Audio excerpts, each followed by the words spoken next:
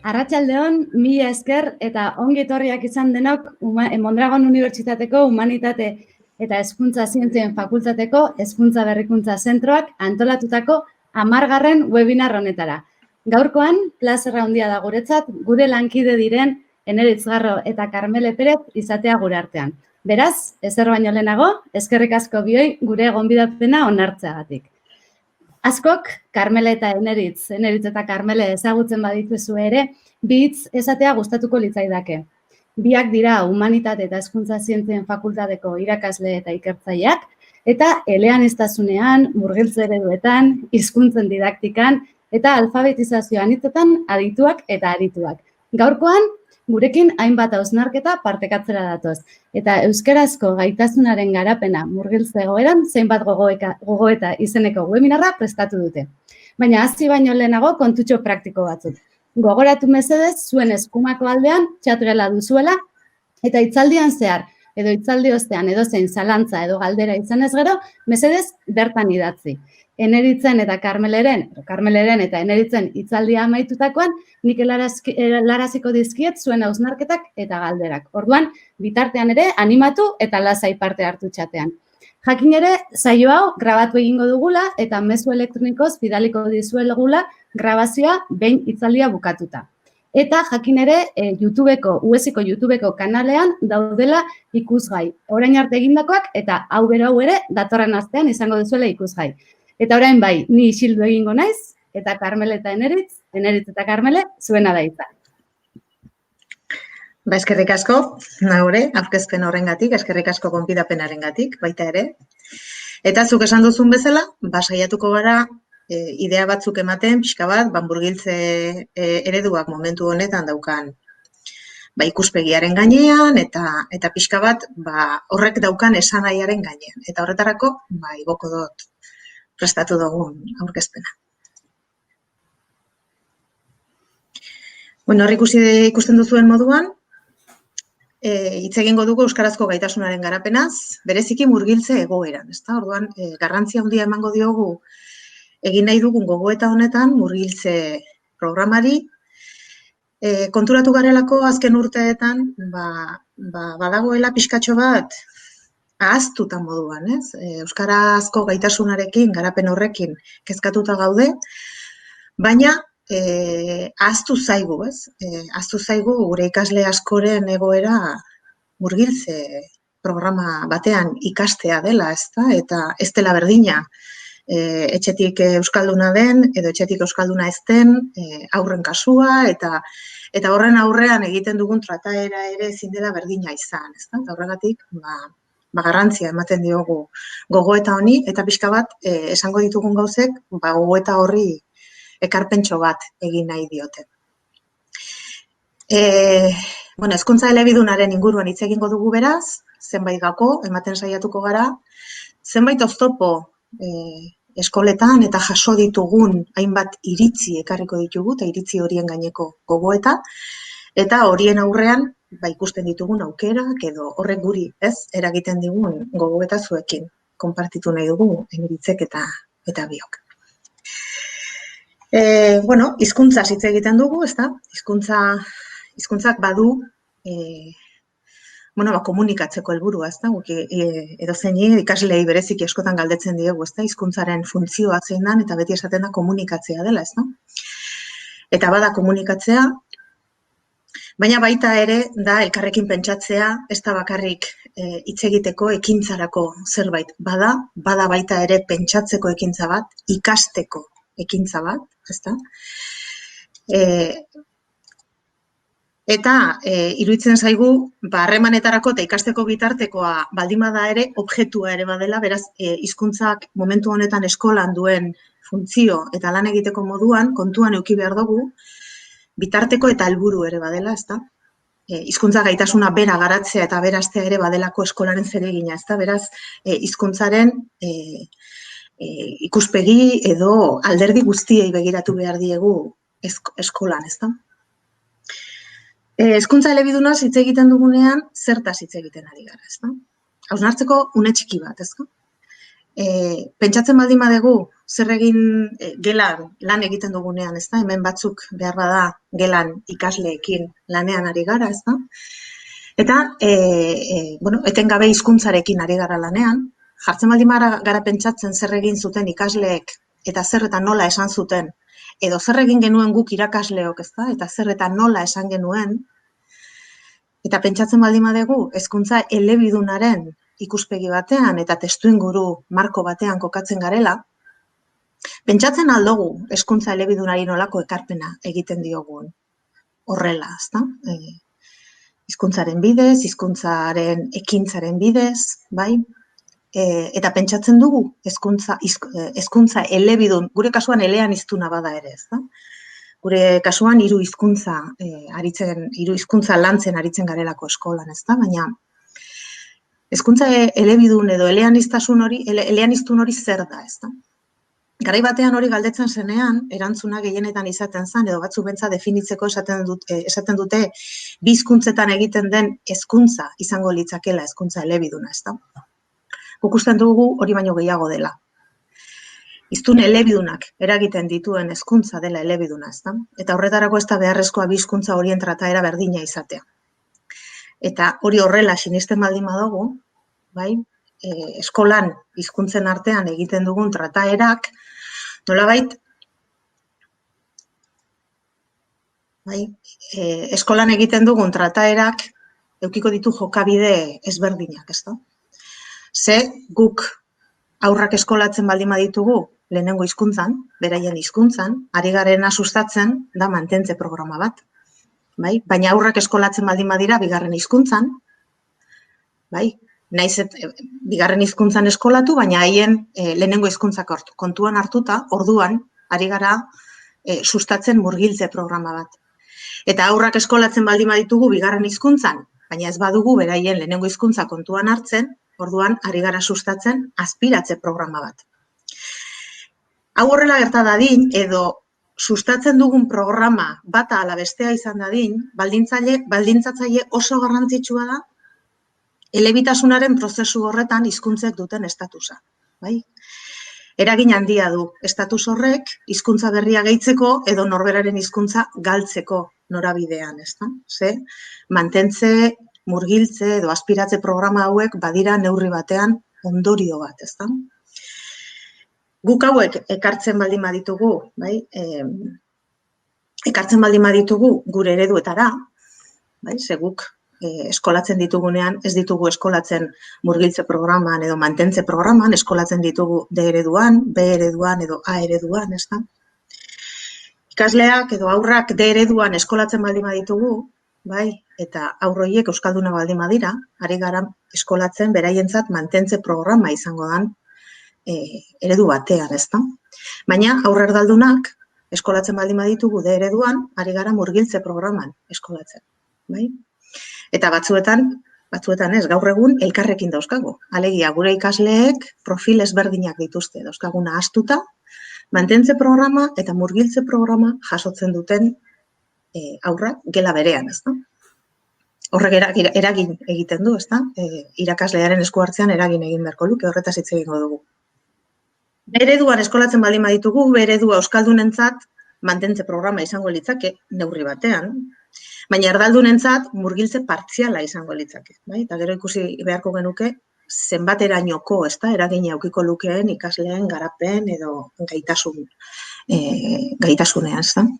Eta A eredua, estudiatuta dagoeneko, ezta? Ez litzake nahikoa euskarazko konpetentzia eraginkorra eskuratzeko, baina euskaldunak hor eskolatuko bagenitu, aspiratze programa litzake aurrera euskaldunentzat, ezta? Garai batean euskarari gabeko ereduetan eskolatu ditugunean hori da gertatu dena, ezta?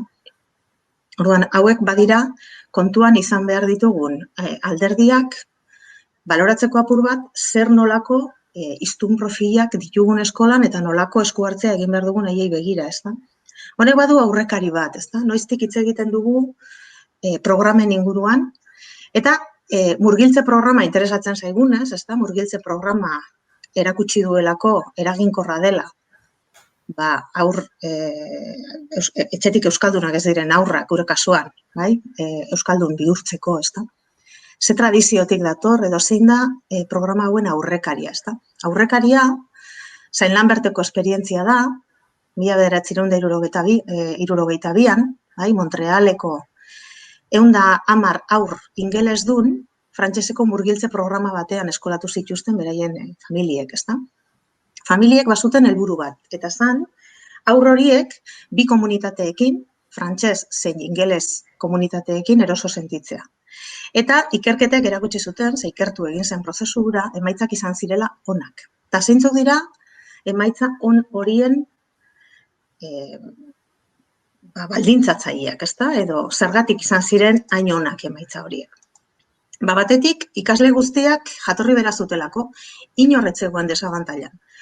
Orduan, bertan hartzen ziren eta egiten ziren jarduera guztiak eta hartzen ziren erabakiek, berdin eragiten zuten guztiengan, ezta? Irakasle gainera ulertzen zuten ikasleen lehenengo hizkuntza eta tratatzen zuten errespetuz. Helburua zelako, bai, ikasleek eskuraz ezatela bigarren hizkuntza, baina lehenengo hizkuntzari kalterik egin gabe, ezta? Eta horretan bat zetozen familiak eta irakasleak. Familien erabakia gainera borondatezkoa izan zen, ezta? Eta gainera familiek interes handiz jarraitzen zuten aurren aurrerapena. Eta ematen zioten garrantzi handia eskolako hizkuntza ikasteari eta etxekoan mantentzeari. Bai, beraz, horrek eragin izugarri eduki zuen. Eta eskolako programa gainera antolatu zen aurrak elebidun izan zitezen. Etxeko hizkuntzaren kalterik gabe. Bai, beraz, borondate handiz egindako egoera izan zen. Konparatzen baldin badugu, zeintzuk diren arrakastarako gakoak, ezta? Hemen ze baldintza izan ziren eta zergatik izan zen arrakastatxua konturatuko gara, gaur egun, baldintza hauek guztiak aztertuko baginitu gure geletan, ikusiko genuke ia guztietan daudela betetzen ez diren baldintzak, ez no? Gaur egun egoera daukagula konplexua, eta gaur egungo mobilitze programak Saint Lamberten gertatutako egoeran baino desente konplexuagoak direla, ezta? Eta orduan dilemak sortzen zaizkigula, oztopoak sortzen zaizkigula, eta horiei aurre egiteko estrategiak erabili behar ditugula, ezta? Arrakasta honen, murgiltze eredu honen, ezta? Arrakastaren baldintzak betetzen dira pixka bat gaitasun linguistikoaren garapenaren ideiarekin lotzen dira, ezta? Garapenaren edo gaitasun linguistiko horren garapenaren ideia lotzen da Cummingsen elkarmenpekotasunaren teoriarekin, bai? Seguru asko entzun da edukiko duzue, zein dan Cummings eta zer den elkarmenpekotasunaren teoria. Ze ideia edo Cummingsek planteatzen zuena zen, murgilketan, murgiltze egoera batean, ikasle elebidunek bi hizkuntza ikastea hizkuntzen arteko transferentzien bidez azal daitekeela, ezta? Hori da berak planteatzen zuena. Eta horrek esan nahi dau, X hizkuntza eskolan modu eraginkorrean ikastearen eta Y hizkuntzak eskolan edo eta eskolaz kanpo presentzia edukitzearen eta hizkuntza ikasteko motivazioaren menpe dagoela, ezta? Ze jarrera daukate ikasle horiek eta familia horiek hizkuntza horiekiko, bai? Jarrera positiboak eta berariaz hizkuntza horiek lantzea eta berariaz hizkuntzen arteko transferentziak lantzeak ematen du pixka bat arrakastarako edo gakoa, ezta? Eta hizkuntza horien arteko transferentziak gertatuko dira baldin eta jarrera eta lanketa berezitu horiek gertatzen baldin badira, ezta? Cummingsek dio gainera, transferentzia horiek gertatzen direla, badaudelako gaitasun, berariazko gaitasunak, ezta? Badaude, ez dakit ondo ikusten den, bai? Berak aipatzen da izebergaren teoria, ezta? Izebergean badakizue daudela elementu batzuk uretik gainean daudenak, ezta? Gainean daudenak ikusi egiten direnak eta azpian daudela hizkuntza gaitasun sakonak, ezta? Sakoneko hizkuntza gaitasunak. Eta berak planteatzen duena da, sakoneko gaitasunak direla hizkuntza batetik bestera transferigarriak diren elementuak, beraz, kontziente baldin bagara, bai, berak planteatzen zuenaren arabera, hemen ere ikus dezakezue, bai, edozein hizkuntzatan hitz egiteko, idazteko edo irakurtzeko egiten ditugun ariketa kognitiboak toki berean daudela, ezta? Hizkuntzak ez direla burmuinean toki desberdinetan dauden hizkuntzak, baizik eta elkarrekin daudela, ezta? Sakoneko gaitasun komuneko ariketak dira, irakurtzeari, pentsatzeari, ezta? Ariketa logikoei dagozkien alderdiak, eta azalekoak izango lirateke, xehetasun gramatikalak edo lexikoarekin, hiztegiarekin edo lotzen diren alderdiak, ezta? Eta honek eramaten gaitu baita ere hizkuntzak beste modu batera lantzera, ezta? Honek ere eragina dauka erabiltzen dugun hizkuntza ikuspegian edo hizkuntzak irakasteko ikuspegian, ezta? Eraginkorragoa izango da hizkuntzak irakastea, gaitasun transferigarriak nolabait sustatzeko edo moduak eskaintzen dizkiguten metodologiekin, ezta? Generoen bidez edo ikuspegi komunikatibo eta testualetik. Askoz ere errazago iritsiko gara.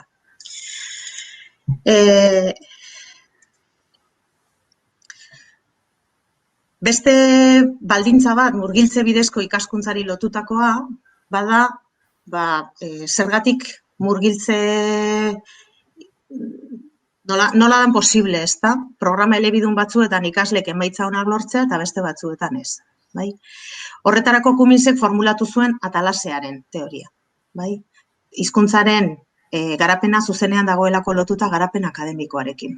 Orduan, hor ikusten duzuen diagramaren arabera, oso garrantzitsua da ikasleak gaitasun maila edo nahikotasun maila handia lortzea, bi hizkuntzetan lortzen baldin badute gaitasun altua, orduan elebitasun gehigarria lortuko litzake, ezta? Bi hizkuntzak maila jasoa edukiko lukete, horrek eragin kognitibo onuragarria izango luke, ezta? Orduan, horri deitzen diote gaitasun elebidun jasoaren atalasea. Hizkuntzetako batean lortuko balute maila altua, hizkuntza batean behintzat natiboaren maila, ezta? Horrek eragin kognitiboa ez dauka ez eragin negatiborik, ez onuragarririk, ezta? Baina, hizkuntzetako batean ere ez badu lortzen atalase maila hori edo minimo hori, ezta? Sasi elebiduntzat jotzen ditu Cummins-ek, eta horrek eragin kognitibo kaltegarria eragingo luke, ezta? Eta hau bada, murgiltze egoeran, eta haur askoren kasuan gerta daiteken arrisku bat, ezta? Askotan, gertatu izan da, ikasleek, nola esango nuke, emaitza akademiko ez hain altuak lortzea, pentsatuz, gaitasun falta dela, ezta? Eta batzuetan, arazoa hizkuntza gaitasunean dago, hizkuntza, ez hizkuntza batean da ez bestean, nahikotasun maila ez lortzea hori arazo bada, ezta? Eta arazo edo eragin akademiko negatiboa eduki aldu. Eta orduan hori bada zaindu behar dugun alderdi bat, ezta? Ze ondorio atera dezakegu murgiltze ereduarekin. Aberasgarria dela, lehenengo hizkuntza sendoa duten haurrentzat, ezta? Helburua beti izango da elebitasun orekatua lortzea, hizkuntza batean zein bestean, ezta? Maila jasoa lortzea, bai eguneroko erabilerarako eta bai erabilera akademikorako, ezta? Zeintzuk dira oinarrizko baldintzak? Eskolak edo hezkuntza sistemak, ezta? Erantzun beharko die haurren behar linguistikoei. Programaren iraupena ere interesantea da. Ze intensidade ematen zaion da ze denboralizazio ematen zaion hizkuntzaren garapen horri, ezta? Zenbat urte, zenbat ordu astean, hori ere importantea da. Hizkuntza bakoitzari eskainetako denbora, eta gero baita ere aurren lehenengo hizkuntzaren tratamendua, eskolan eta etxean. Eskolan errespetuz tratatu behar delako eta jarrerak landu behar direlako eskolako hizkuntzarekiko, zein etxeko hizkuntzarekiko eta familiek ere bai, ezta? Irakasle elebidunak izatea ere interesgarria da, ezta? Aurren lehenengo hizkuntza ezagutzea. Eta metodologikoki ikuspegi komunikatiboa, lehen komentatzen genuena, ezta? Ikuspegi gramatikaletik lantzen baldin badugu, ez ditugu elementu transferigarriak landuko, beraz. Ikuspegi komunikatibotik hizkuntza lantzea oso garrantzitsua da. Familien borondatea ere bai, ezta? Eta adin egokiera ere bai. Claro, sarrera goiztiarra beti izango da eraginkorragoa, sarrera berantiarra baino. Lehen esaten nizuen, gaur egun gure eskolan, baldintza hauek guztiak betetzea, konplexua dela. Bai? Hauetako batzuk betetzen dira, beste batzuk ez, familia guztiek ez dituzte borondatez eskolatzen haurrak de ereduan, zonalde batzuetan hori bakarri dagoelako, eta orduan horra joaten dira. Sarrera goiztiarra interesgarria da, baina sarrera berantiarreko ikasleak gero eta gehiago ditugu eskola askotan, bai? Orduen banaketa ere nahasgarria da, zegoin dauzkagu eredu bat baino gehiago, eta gainera eredu hiru eledunak, eta bai, beste hizkuntza batzuei ere erreparatu behar zaie, orduan nahiko egoera kasu batzuetan paradogikoa eta nahasgarria, ezta? Suertatzen zaigu batzuetan. Eta honek guztiak eragin egiten du eskolako gelako eduki didaktikoan, ezta? Murgiltze du horretan, bai ikasleak, bai objektua, bai, eta bai irakaslearen esku hartze eta egote eta izateak berezituak, ez da, izan beharko lukete. Murgiltze eredu batean, aurrek egiten dituzten akatsak ez dira porrotaren seinale, ez da? Bai lehenengo hizkuntzaren eta bai bigarren hizkuntzan, gertatzen diren aste horiek prozesuaren parte dira, ez dira akats, ez dira porrot, baizik eta bai, prozesu horretan, jarraipena egin behar zaien elementuak dira, ezta? Ze metodologia eta objektu horren tratamentua nola egin? Ikuspegi komunikatibo eta funtzionalean oinarrituta, bai? Helburua izango da, egoera komunikatiboetan oinarrituta, irakastea hizkuntza horiek erabiltzen, ezta? Hizkuntza erabiltzea zerbaiterako, ekintzan oinarritutako jarduerak eta egitea, ezta? Batez ere, txikitan gelako egoeran modu inkontzientean ikasten dute, ezta? Txikiek jolasten eta eguneroko egoera arruntetan ikasten dute, ezta? Baina, gela ikaskuntza gertatzeko berariaz prestatutako sistema konplexu badanez, bai, hizkuntza objektuak bitartekoak dira, eta hizkuntza objektu horiek berariaz lantzen hasiko gara denborak aurrera egin ala, ezta? Bitartekoa bada, egoera naturalean ikasiko dugu, baina hizkuntza objektu ere bihurtzen da, eta berariaz landu behar dugu, ezta? Eta berariaz landu behar dira hizkuntzen arteko transferentziak ez direlako berez gertatzen, bai? Irakasle kontziente izan behar dugu horretaz. Eta oso garrantzitsua da baita ere egoera komunikatiboan ikastea eta formari erreparatzea. Ez badiogu formari erreparatzen, ez badugu gogo eta metalinguistikorik egiten, hizkuntzen arteko aldeak, hizkuntzen arteko harremanak, hizkuntzen arteko kontrasteak oso garrantzitsuak izango dira, ikasleak modu kontzientean ikas dezan hizkuntza hori, ezta? Irakasleak ere badu profil berezitua kasu honetan. Irakasleak elebiduna izan behar du, pentsa gaur egun etorkinak eskolatu zaizkigun honetan, askotan irakasleak ez duela ezagutzen ikasleen bere familia hizkuntza, ezta? Orduan, lehen esaten nuen egoera askoz ere konplexuagoa dela, eta ez dira betetzen murgiltzeari dagozkion baldintzatzaile guztiak, orduan, kontziente izan behar dugu horretaz, ezta? Irakasleak kontziente izan behar du, nola gerturatu alzaion ikasleari beste modu batzuetan, ezta? Gainera, irakaslea da ikasleen eredu. Bai hizkuntzaren erabileran, baita ere hizkuntzekiko jarreran ere, ezta? Bera da, pixka bat hizkuntzen aldeko hautua, hizkuntzen aldeko errespetua, hizkuntzen aldeko jarrera horiek erakutsiko dituena eta exigituko dituena, ezta, neurri batean. Hizketa zaindu erabili behar du. Bai, murgiltze egoeran dauden ikasleekin, hiztegia murriztua izan alda, gramatika simplifikatua, hizketa erritmo motelagoa, ezta, keinuz lagundua. Nola lagundu ikasleari nolabait errazten, ezta? Ulermena errazten eta ikaslearen erronketara nolabait egokitzen, ezta? Errepikapen asko egin behar ditu, galdera asko egingo dizkio ikasleari, bere inputa ulergarria izan beharko da, ezta? Eta etengabe esanahiak negoziatzen aritu beharko du. Eta eguneroko esamoldeak eta adierazpideak ekoiztarazi behar ditu, bai, horretarako testuinguru komunikatiboak eraikita, ezta? Orduan, berak jartzen ditu testuinguruak ikasleak ikas dezan modu esanguratsuan. Gaur egun, kontziente behar dugu izan, esaten nuen, konplexoa dela egoera, bai? Gaur egun, etxekoa ez den hizkuntzan ari dira ikasten gure ikasle asko, eskoletan. Gehiago dira, etxetik euskaldunak ez direnak, euskaldunak direnak baino. Bai? Gaur egun, esaten da, D ereduan dauden ikasleen, ia 3/4 direla etxetik erdaldunak, ez da? Erdaldunak, beste hainbat hizkuntzatan hitz egiten dutenak. Beraz, kontziente izan behar dugu eskolako edukiak bigarren hizkuntzan garatzen dituztela. Bai? Kontziente behar dugu izan baita ere eskolako hizkuntza minorizatuta dagoela oraindik ere, ez da? Eta horrek jartzen gaitu baldintza berezietan, ez da oraindik ere. Jarrerak landu egin behar ditugu, kontuen eduki behar dugu, zonalde bakoitzean, testuinguru bakoitzean zein dan, ez da? Hizkuntza horrek daukan estatusa, ez da? Baina aldi berean, D ereduaren zabalkunde handia da. Gaur egun, esaten da universalizatu egin dela D eredua, ez da? Lehen D eredua egiten zuen, D eredua egin nahi zuenak. Eta gaur egun, D eredua egiten dute ia guztiek. EAen momentu honetan, ikasleen ia 3/4 daude D ereduan eskolatuta derrigorrezko hezkuntzan.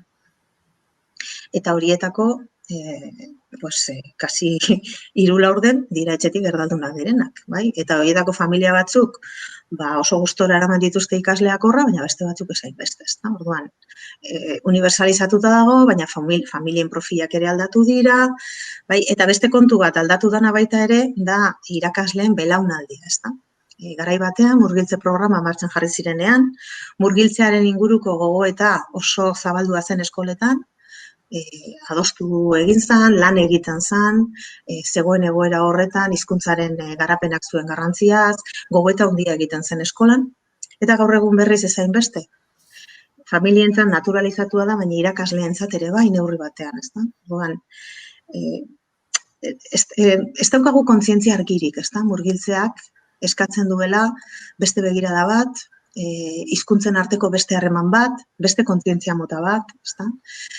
Gutako asko ja euskaraz eskolatuta gaude eta ja normal moduan, ez? Ikusten ote dugun, ezta? Eta irakasleen belaunaldiak aldaketa horretan ere behar bada arreta, ezta? Jarri beharko dugu bat gogoeta hau berriz ekartzeko eta berriz ere sakontzeko, ezta? Eta, hemen aurre ikusi dugu, ezta? Badaudela egoera konplexua dela, badaudela oztopoak, mineritzek pixkatxo bat emango dizkigu horren inguruko hainbat adibide. Ados. Saiatuko naiz labur-labur, aldudan neurrian, labur biltzen, zenbait oztopo guk entzun dituguna, jaso ditugunak nolabait eskoletan. Murgiltze eredua ireki da, zabaldu da, orokortu da, Karmelek esan duen bezala, eta ikerketek nolabait erakutsi dute murgiltze ereduaren emaitzak oroar onak direla.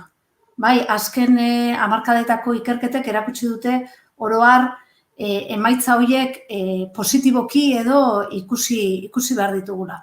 Hala ere, azken aldian, azken urte hauetan, badaude ahotsak, badaude esperientziak edo badaude bizipenak, nolabait, itzalak ere agertzen dituztenak. Eta iruditzen zaigu itzal horiek edo ilun horiek ere jaso behar direla, entzun behar direla, eskoletan badauden inpresio eta ez inpresio datuak ere entzun behar ditugula, horiek entzutetik bilatu ahalko baititugu erantzun berriak edo forma berriak egin ahal izango ditugu ekarpenak murgiltze eredu hau, gure murgiltze eredu hau hobetze aldera. Euskararen gaitasunaren inguruko kezka hau, ez, bada azkenaldian agertu den agertu den kezka bat, beti horregon da, baina nolabait orain, ez dakit ausartu egin garen edo, gure buruari galdetzera, ea benetan D eredutik, murgiltze ereduetatik, ateratzen zaizkigun ikasleek euskaraz gaitasun nahikoa baote duten. Eta gure buruari galdetzen diogu, ea guk, edo hezkuntza sistemak nahikoa egiten ote duen, ikasle horiei euskarazko gaitasun nahikoa edo sustatzeko. Gaitasunaren inguruan badago kezka, baina badator gaitasun erabilera, binomio horretan edo kokatuko nuke kezka hori. Eta askotan gainera jasotzen ditugun ahots horiek, eskoletatik jasotzen ditugun ahots horiek, ez dira argiak, ez dira kezka identifikagarriak, askotan badira beraien artean kontraesankorrak, alde batera eta besterakoak, eta orduan garrantzitsua da, iruditzen zaigu, garrantzitsua dela arretaguneak ongi definitzea. Ongi entzutea eta ongi harrapatzea nun egon daitezken korapiloak, nun egon daitezken gatazkak, non tentsioak, murgiltze eredu honek, edo murgiltze ereduetan gure ikasleen portzentai handi bat eskolatzeak, non egiten digu min, zein lekutan ikutzen gaitu, eta horretatik iruditzen zaigu ekarri alditugula erantzun edo galdera berriak erantzun berriekin. Eta saiatuko gara, hoiek hemen entzundako batzu jaso, eta hoiekin lotuta oztopoen inguruko gogoeta edo arin bat, azkar bat egiten. Lehenengo gogoeta, aipatu du neurri baten Karmelek, bada familiei lotua. Bai, garai baten murgiltze ereduetan eskolatzen ziren umeen familiek bazeukaten nahi bat. Bazeukaten beraien umeak euskaraz euskalduntzeko nahi bat. Eta hor bazegoen nolabaiteko, garai hartan erabiltzen zen terminologia kontuan hartuta militantzia bat. Bai, familien aldetik bazegoen euskarazko ekoizpenak edo euskarazko eskaintza kulturala egiteko behar bat, bazegoen etxeko giro bat, nolabait euskararen ezagutzan edo laguntzen zuena. Eta momentu honetan familiak aldatu egin dira. Familia batzuk badaukate nahi hori, baina beste familia batzuk murgiltze ereduan eskolatzen dituzte beraien seme-alabak, hori delako, gehiengoak egiten duena. Bestalde batetik, badago baita ere, nolabait, familien arteko, desberdintasun handiago bat, lehen etxeko hizkuntza oro har gaztelania zen. Euskara ez zeukana, gaztelania zeukan. Gaur egun, ez da horren arraroa gure gelan, egotea, gure umeek, nolabait, etxetik, eskolako, ez ohiko hizkuntzetariko bat ere ez ezagutzea. Eta irakasleak ez ezagutzea ume horrek etxean erabiltzen duen hizkuntza. Eta horrek eskatzen du nolabaiteko ahalegin bat, bai irakasleen aldetik gelan, baina baita familia horrekin komunikazioan, familia horren implikazioan. Beste kezka bat eskoletan agertu dena, bada nolabait esperantza apurtu bat, edo bazegoen nolabaiteko esperantza bat euskaraz ikasi dugun gurasook jokatuko genuela, edo nolabait hoiek guraso izaterakoan konponduko zela transmisioaren kontu hau. Eta badirudi ez dela horren lineala, bai? Eta agian espero genuen familiengandik espero zen hori ez da horrela gertatu. Beraz, badago horrez, eta hor nola etxean sustatu edo etxean indartu ikasleen euskararen erabilera hori. Bigarren oztopo bat, kezka bat agertzen dena, badago lotua aipu honekin, ez? Pero es posible que alguien viva en Zarautz en euskera. Osea, badago, hauek dira benetan eskoletan jasotako aipuak, Osea, badago nolabait, irudikapen bat ikasle batzuen aldetik ez dela posible euskaraz bizitzea. Bai, eta badago nolabaiteko lotura bat euskara eta eskolako hizkuntzaren artean, baina euskara bada eskolako hizkuntza bakarrik. Eta hori bada oztopo bat murgiltze ereduaren emaitzei begira. Hor badago liburu oso interesgarri bat, Ortega Morrortu, Goirigoizarrek eta Urlak ateratakoa, euskaliztun berrien ezaugarria biltzen dituena, eta liburu horretan argi azaltzen da, bai? Nolabait, eskolan euskaldundutako eta gero euskaraz bizi diren euskaliztunen ezaugarrietako bat, bada euskararen funtzioa edo euskarari eskaintzen zaion, bai funtzio emozional, identitario, integratzaile, funtzional, badauka nolabait, euskarak badauka balio bat. Eta hori bada eskoletan ezinbestean landu, jorratu eta indartu beharko den alderdietako bat. Hirugarren ideia bat edo agertzen dena badago hizkuntza gaitasunarekin berarekin lotuta, bai, eta nolabait badago hizkuntza gaitasuna eta hori nola sustatu dezakegun eskolan. Baina badago baita gaitasun horren atzean badago zer ulertzen den gaitasunarekin.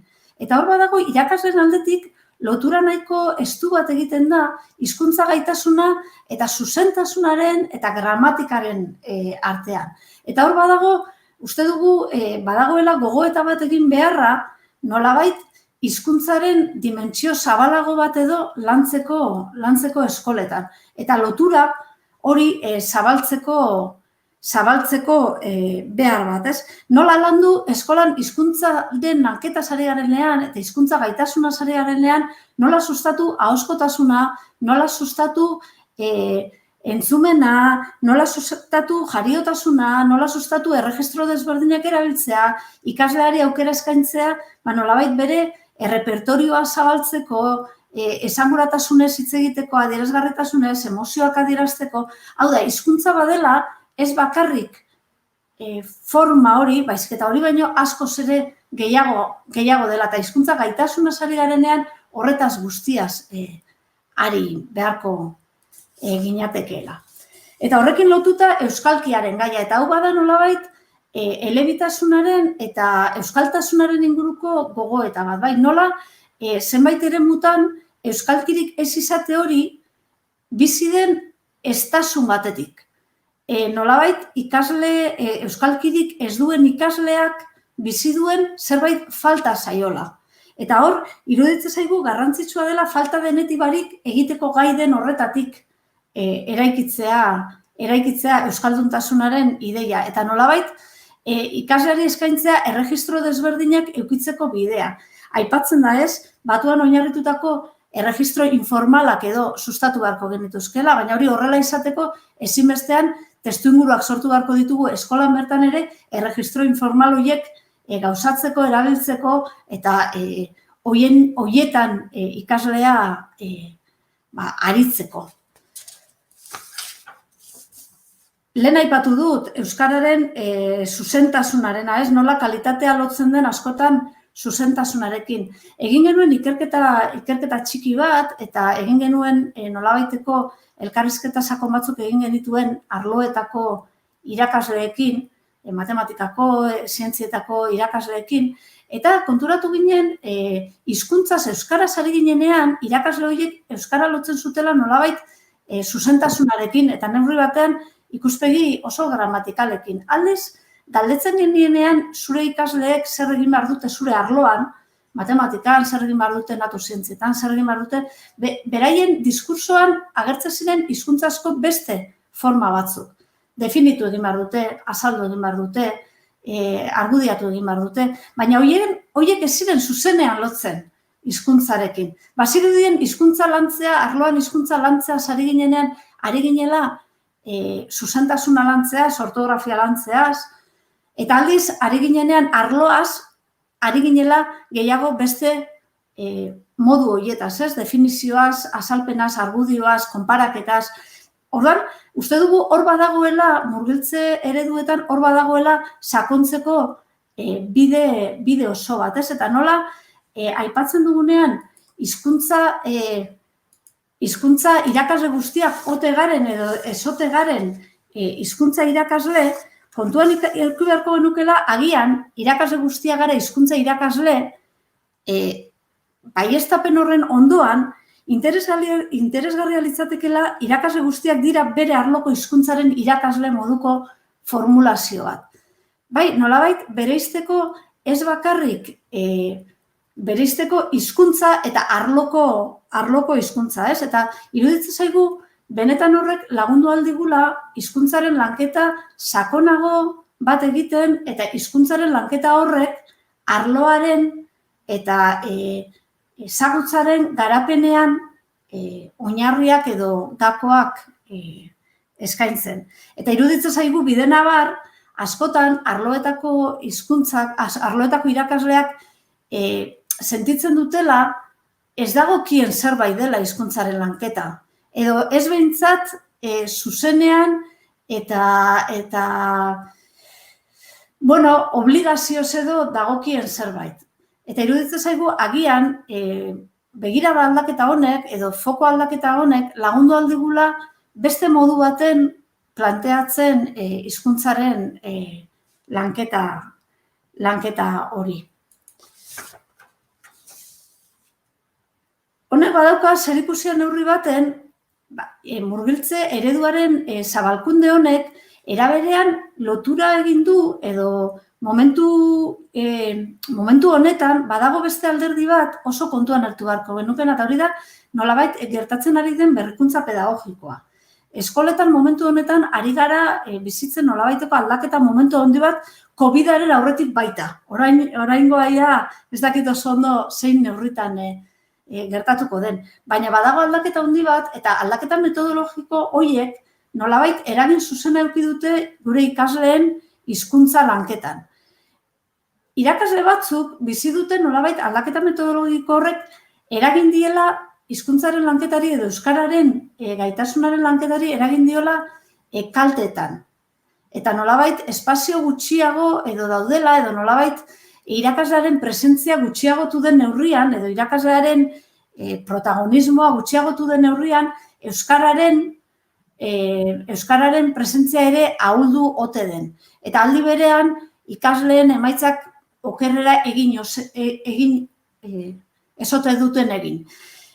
Guk uste dugu ez gaudela horrelako zerbait baieztatzeko moduan, bai? Eta horrek eskatuko lukeela ikerketa sakonago bat ikusteko benetan emaitzak okerrera egin duten ala gure impresio kontu badan eta okerrera egin badute ea eragilea ote den nolabaiteko aldaketa metodologiko hauek. Iruditzen zaigu hori esatea ausartegia izan daitekeela. Baina aldi berean bai iruditzen zaigu agian gutxi pentsatu dugula edo gutxi aztertu dugula aldaketa metodologiko horiek zein eragin daukaten hizkuntzaren kontu honetan eta zein eragin daukaten euskararen gaitasunaren garapenean.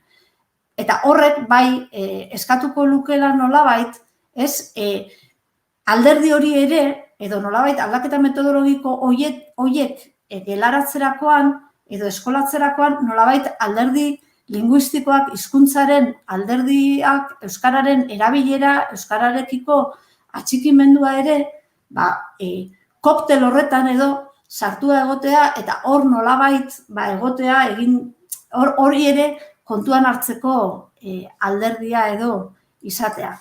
Bukatzeko eta agian kezkarik edo oztoporik berrienetariko bat ekartzeagatik, azken asteotan jaso den beste kezketariko bat, bada nolabait COVID egoera honek, online egoera honek, nola eragin dien gure ikasleen hizkuntza gaitasunari.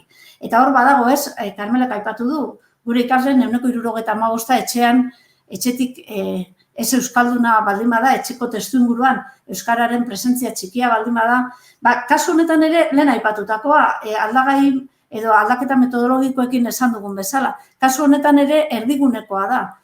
Gure egiteko modua aldatuko badugu, egiteko modu horretan kontuan izan beharko dugu gure hezkuntza sistemak daukan ezaugarri berari asko hau, eta da gure ikasleek dako askok beraien etxean ez daukatela euskararen presentzia zuzenik. Eta hori ordeztu beharko dugu, hori indartu beharko dugu, beste bide batzuetatik. Talde txikietako elkarrekintzak sustatuaz, baliabide kultural, ikusentzunezkoak eskainiaz, hor dauden bestelako elkarrizketa formal eta informalak bideratzeko moduak bilatuaz. Kontua da, nolabait guk presente izatea, murgiltze egoeran gaudela, gure ikasle asko euskara ez daukatela beraien testuinguru hurbilean, eta eskolak lagundu indartu behar duela hizkuntzaren presentzia hori. Eta orain Karbelek bukatuko du gure hizketaldi hau hezkuntza elebidunaren inguruan zenbait aukera azalduaz. Bai, apurtxo bat laburbildu egiten dago, edo behintzat ze aukera ikusten zaizkion, baineritzek planteatzen zuen gogoeta horretatik abiatuta, ezta? Guk ikusten dugu aukera oso potentea dela hizkuntza proiektua. Hizkuntza proiektuak eraiki dezakelako nolabait hizkuntzen bide horria, ezta? Eta hor egin dezakelako eskolak hor autuak egin ditzakelako, ezta? Eta erabaki dezakelako beren norabidea eta erabaki dezakelako hizkuntzaren garapena eta ikasleen gaitasunaren garapena erdigunera ekartzea, ezta? Kontuan eduki behar dugu gainera eskola komunitatea ekosistema badela, eta ekosistema horretan modu orokorrean, modu integralean ikusi beharko genukela hizkuntzaren garapenaren kontu hau, ezta? Ez dela isolatuta dagoen zerbait, ez da hizkuntza irakasleen erantzukizuna, bada irakasle guztion erantzukizuna, arlo guztien erantzukizuna, hezkuntza komunitatearen erantzukizuna, bai, eta elkarlanerako aukera, ezta? Hori oso garrantzitsua dela. Oso importantea da irakasleen profila kasu honetan.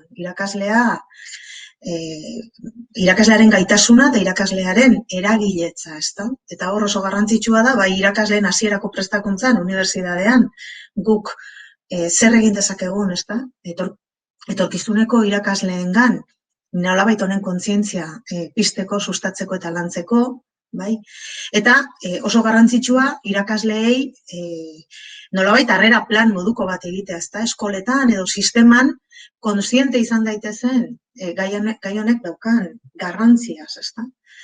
Kontuan edukita ez gabiltzala bakarrik hizkuntzaren garapenaz hitz egiten, baizik eta hizkuntzaren garapenaren bidez, garapen akademikoaz, ikaskuntzaz eta personen garapenaz hitz egiten ari garelako. Hizkuntza nolabait bada horietan guztietan eragile, ezta? Prozesu honetan eta ikusten dugu ikuspegi honetan ikasleak dira ikaskuntza prozesuaren protagonistak. Ikaslearen gaitasunetan eragin nahi dugu, ikasleak nahi dugu bidea egin dezan, hizkuntza bitarteko eta helburu da, bitarteko gauzak egiteko, harremanetarako, baina baita ere, pensamentua garatzeko, pensamentua adierazteko, eta horrekin ikaskuntza sakontzeko, beraz, hizkuntzaren funtzioa oso konplexua eta sakona da, ezta? Hitz egin dugu baita ere berrikuntza pedagogiko metodologikoaz, ezta? Hezkuntza eleaniztunaren galbaea pasatu beharko genuke, ezta? Edozein berrikuntza ezin da berdin egin seguru asko hemen Madrilen egin behar da desberdin, ezta? Metodologia oso ona izango da, oso interesgarria, baina gure kasuan hezkuntza elebidunaren galbaea pasatu beharko luke, ezta? Hizkuntza erdigunera ekarrita, seguru asko metodologia hori implementatu behar da beste mota bateko kontzientziarekin, ezta? Iruditzen zaigu irakasleen prestakuntza ere hemen oso garrantzitsua dela, eta hobe gogoetatsua bada, eta irakasleak jartzen baldin baditugu egoera erreal hauen aurrean, gertatzen zaizkien, sortzen zaizkien, dilemen aurrean, ezta? Eta irakasleak elkarrekin gogoeta egiten, ezta? Hausnarketa kolektibo horietan. Eta oso garrantzitsua da ikerketa gehiago egitea, ezta? Zeintzuk dira ondo egindakoak, zeintzuk dira gure hobetzekoak, ezta? Orain arte egin dira ikerketa batzuk, luze zabalean, ezta, egiten direnak, baina pentsatzen dugu ikerketa sakonagoak egin beharko genukela ikusteko ze gauze funtzionatzen duten nola, zergatik, bai, sakontzera joatea komeni zaigu, ezta. Eta azken gogoeta bat, kontziente izan gaitezen, eskola dela gune oso kuriosoa, da gune privilegiatua, ezta. Eskolan nahastu biltzen dira hizkuntza ofiziala, pribatuak, eskolakoak, familiarenak, atzerrikoak, bai, eskolako argotak, hirikoak, danak biltzen dira hor, ezta? Eta horregatik, iruditzen zaigu, eremu privilegiatua dela, elkarrekin bizi dira hor guztiak, elkarrekin bizi dira hizkuntzak, bizi dira personak, bai? Eta segurazki, eskola da, gune privilegiatu hori zeinetan, harreman horiek guztiak eraiki, landu eta kontziente bihurtu ahal ditugun, ezta? Aprobetxatu egin behar dugu. Gainera konturatu behar gara, beti esaten dugu gauza guztiak ez direla eskolaren zeregina, ezta? Baina egia da, eskola dela gune bakarra zeinetan elkartzen diren haur eta familia guztiak. Beraz, badugu, ezta, erantzukizuna, badugu privilegioa baita ere, ezta, nori begiratzen diogu.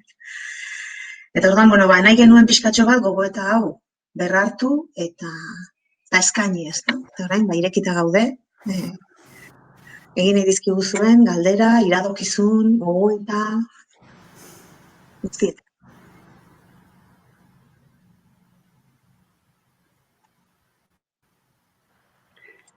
Eskerrik asko, holtzara igoko naz nire bain. Orduan oin animatzea tokatzegat.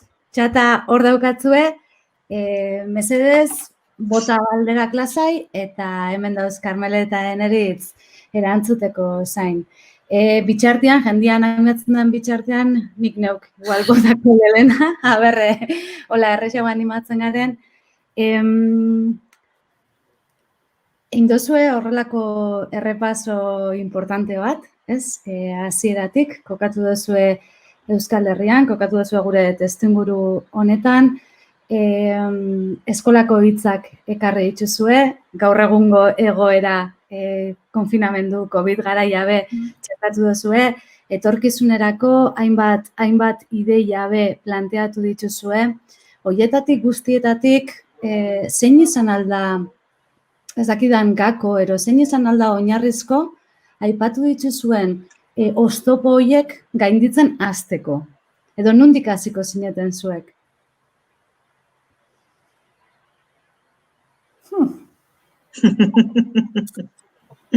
Uste dut, gakoa kontzientzia dela.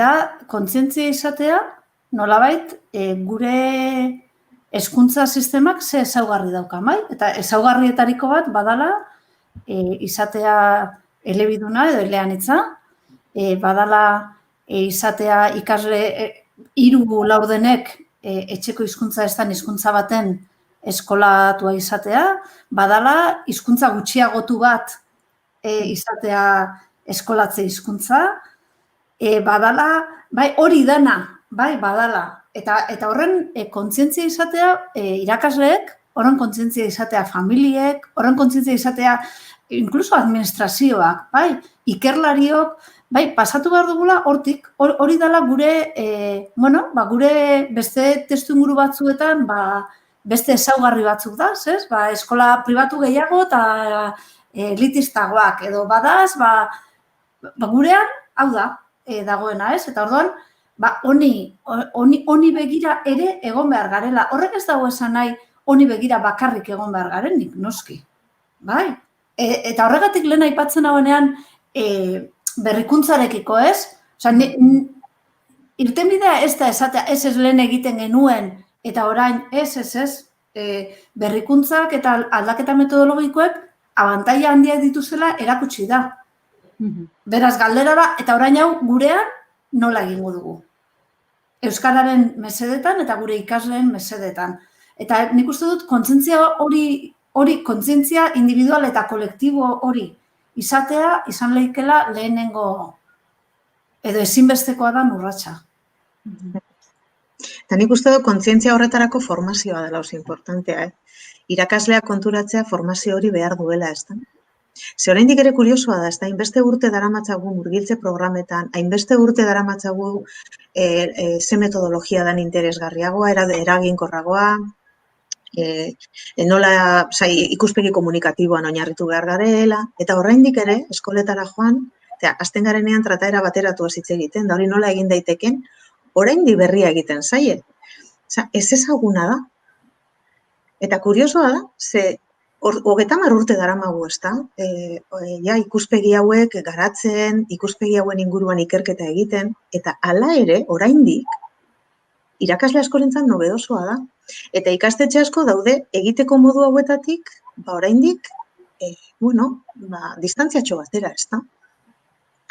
Orduan, bai, kontzientzia oso importantea da, konturatzea, hizkuntza erdigunera ekartzea ez dela beste guztia albo batera ustea, baizik eta integratzea, bai, hizkuntzak ematen duela, ez da, integraziorako aukera hori, ez da. Baina, bai, niri oraindik kuriosoa egiten zait, oraindik ere gauza hauetaz hitz egitea berria izatea, ez da, askorentzat. Eta nik eskatzen hau eskolan, unibertsitatean, ez da, zer egin dezakegun honen inguruen, niretzako hori oso garrantzitsua da. Etorkizuneko irakasleengan lortzen dugu, bagara, ez da, gai, kontzientzia hau pizteko eta eskolara joaten direnean begirada, hizkuntzari begirada hau gustatzea lortzen dugu. Niretzako ere badakezka bat. Etorkizuna aipatu duzu eta hemen galdera agertu da, ezta? Nola irudikatzen duzu iraia euskarari dagokionez? Elebitasun eta eleaniztasunari dagokionez? Hemen, ez daukazu bolarik, ez? Etorkizuneko, osea. Baina, bueno, nola irudikatzen duzue? Iraia nahi baduzue eta, bueno, gure bozue bai etorkizuna, ezta? Ze hildo ikusten dituzue esandako guztietatik tiratzeko? Nik aldera entzun da, iraia etorri jat beltza. Bai, eta nahi dut optimista izan, bai, eta berez optimista naiz, eta baina 6 hilabeteko etxealdia ez dut uste doainik izango danik. Bai, iruditzen jat, igarriko dala. Horrek esan nahi du erronka izango dala. Igual da, lehenengo da beltza, eta hurrengo hitza da erronka. Eta ziurrenik, iraian, nik irudikatzen dut, erronkak egongo direla, emozionalak egongo direla, bai, 6 hilabete eskolan egon gabe, fizikoki egon gabe egon da, horrek, ume asko, ikasle asko mugituko ditu, bai, nola ez. Eta hizkuntzarena izango da, kontuan hartu beharreko alderdi bat. Orduan agian egin beharko dugu irailean horrelako parentesi bat, gauza hauek lantzeko, hizkuntzara bueltatzeko, emozioak kudeatzeko zentzu guztietan, oraindik denboraz gaude, nik ez dut uste dut oraindik badagoela aukera hemendik eta irailera beste egoera batean iristeko, baina ez dakit egingo dugun. Ez dakit benetan egongo den plan bat, hemendik eta irailera arteko tarte horretan, etxean testuinguru euskaldunik ez daukan umeari euskaraz jarduteko espazioak, testuinguruak eskaintzeko, benetan egongo den aukera input esanguratsuak eskaintzeko, benetan sortu gai izango garen eskaintza kultural erakargarri bat eskaintzeko ikasle edo gazte horiei. Bueno, hori horrela bada, iraia izango da grisa. Irakasleak kezkatuta daude. Kezka daukat, nik badaukat kezka. Eta irakasleak eskoletan kezkatuta daude honekin. Lehen Neritzek aipatzen zuen aipuaren hildotik, ezta?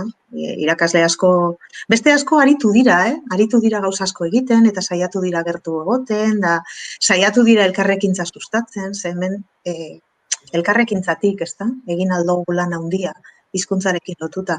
Eta irakasle asko horren kontziente izan dira, eta online ere egin dituzte, ezta?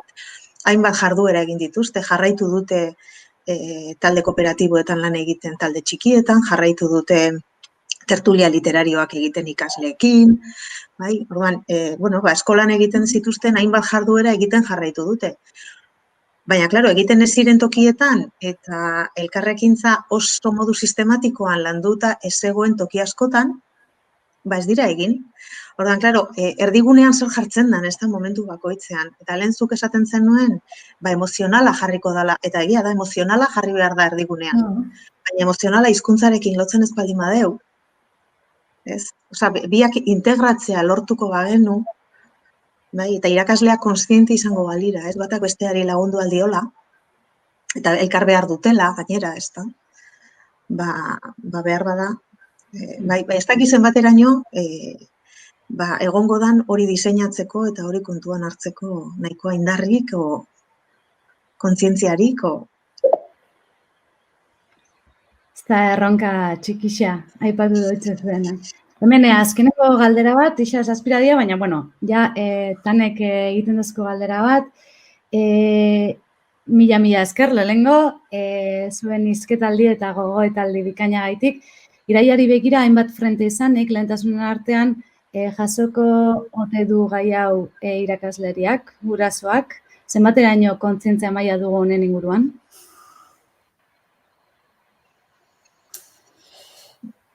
Bueno, nik esango nuke irakasleriak baietz, esaiolako beste erremediori geratuko. Errealitateak ipiniko du lehentasunen artean. Bai, iruditzen zait irailean hori agertuko dela begibistan. Gurasoen artean, oraindik garaiz gaude, oraintxari gara guraso bilerak egiten. Jar dezakegu, irakasleok jar dezakegu hori erdigunean. Eta nolabait horren garrantzia azpimarratu, horren beharra, horrek izan ditzaken onurak, ondorioak, bueno, iruditzen zait, oraindik ere, aste honetan hartzen dituztela umeek oporrak. Orduan, egin daitekeela zerbait, ez? Baina ez bada elkarrizketetan erdiguneko gai, ez da egingo. Guraso batzuk egingo dute, kontzientzia daukatenek. Baina beste batzuk ez, eta orduan arrakala handiagoa izango da. Are eta handiagoa. Kasu honetan sistemak ere igual zerbait egin beharko luke, ez da? Kontzientzia ez da bakarrik irakasleek eduki behar duten zerbait, hezkuntza sailak momentu honetan, hezkuntza sistemak eduki beharko luke gogoeta hori erdigunean, eta familiengana eta eskoletara, eta irakasleengana iristeko bereiek badaukate, ez da? Gaitasuna edo aukera. Eta ez dakit daukaten gaia, ez dakit erdigunean daukaten, ez da? Baina nik uste dut, beraiek ere zerbait egin dezaketela honen inguruan, ez da? Zelako aukera guztiengana iristeko. Bueno, esperantza txiki bat badago orduan, ez? Ondiok gaitzen dauz eta hori azkena galtzen dana. Bueno, ontxe bai, zazpirak pasata, zuen gogoeta eta erronka eta probat, bueno, ideia batzuk ingoiaz. Orduan, bueno, mila esker, Eneritz eta Karmele eta Eneritz, bueno, tartetxo hau pasatzea gaitxik, eta mila esker noski, pantailan beste aldian zauzen guztixoi, gogoratu, pixar eta asteazkenean ere webinarrak izango ditugula, hau izango dela webinarren azken astea, eta bihar Mikel Etxaburu eta Beñat Flores izango ditugula sormenaren inguruan eztabaidatzen eta hausnartzen, eta asteazkenean berriz Eneko Anton izango dugu gure artean, neurozientziak hezkuntzan duten ekarpenaren inguruan hitz egiten. Eleaniztasunaren kasu xelebrea, beraz gaurkoaren jarraipen hildo, bueno, hausnarketarako beste tartetxo bat edukiko dugu. Izen emateko lotura, beti bezala, sare sozialetan, eta besterik barek, mila esker, gaurkoan hemen egotea gaitxiek, zaindu, eta ondo izan.